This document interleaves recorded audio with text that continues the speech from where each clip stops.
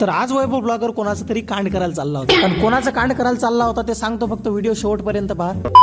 तर नमस्कार मित्रांनो, आज मला भेटली होती 2 बॅग सोयाबीनची सुपारी. पण त्याचाच कार्यक्रम करायला मी सकाळी वावरात आलो. पण विषय असा होता की मला काय जास्त सोयाबीन सोंगता येत नाही. मग आपल्या सोयाबीन सोंगणाऱ्या टीमले दिलं कामावर लावून आणि वैभव ब्लॉगर बसला मस्त झाडाच्या सावलीत झोपा काढत. कारण मला माहित होतं सरकार बी अशीच करते, कारण कर्मचारी नेहमी कामं करतात आणि वरचे लोक सगळे झोपाच काढतात. मग तसंच आमच्या कर्मचाऱ्याला ताना लागल्या होत्या. मग त्याच्यासाठी पाणी घेऊन गेलो. मग 2 बॅगाचा कार्यक्रम करून निघलो आम्ही घराकडे. मग अर्ध्या रस्त्यातच आम्हाला नोटिफिकेशन आली. मग आता तर तुमच्या भावानं बी घेतलं डोक्याला बांधून आणि पायता अर्ध्या घंट्यात तर सुडी लावून दिली. मग झाडाखाली बसून सगळ्यांना पाणी गिनी पिलं. मग डबल निघलो आम्ही आमच्या घराकडे. मग आता मला घरी जाऊन डबल वावरात येणं होतं. मग झपकन आपल्या रेडबुलले चाबी लावली आणि काकान मी रावले आलो सारखं वावरात आणि आपल्या रेडबुलले मस्त सावलीत लावून दिलं. आणि काकान मी बसलो रिकामे धंदे करत. आणि विषय असा होता की काकाला पाहिजे होतं पक्षाचं घरट दिसलं तसंही, पण तिथरोक जाईल कोण हाच लय मोठा प्रश्न होता. काकाले म्हणलं घरट जाऊ द्या गड्ड्यात, चला आपण कुठून फिरून येऊ. आणि गाडीच्या डिझेलची फुलटाकी पाहून मी तर लयच खुश होतो. मग 20 मिनिटं आम्ही इकडे तिकडे फिरलो आणि मग गाडी बी थकली होती आणि गाडी चालवणारा बी थकला होता. मग सगळ्यात पहिले घराचा रस्ता पकडून आलो आम्ही घरी. मग इकडे कबड्डीच्या ग्राउंडवर आलतो तर नीत्याची रेट चालू होती आणि आले खेळता तर काही येत नाही, 4-5 हातपाय मारते चालला येते. मग आपल्यासोबत गौऱ्या बी आलता ग्राउंडवर. आणि लहानपणीपासून मी गौऱ्याला एकच गोष्ट शिकवेलाय, कोण बी कॅमेरा चालू केला की नुसतं दात दाखवायचे. जाऊ त्या पोट्ट्या, हे तर लहान आहे, यानं काही दाखवलं चालते, पण तुम्ही काही ऍटिट्यूड दाखवू नका. लवकरात लवकर लाईक आणि फॉलो करून घ्या.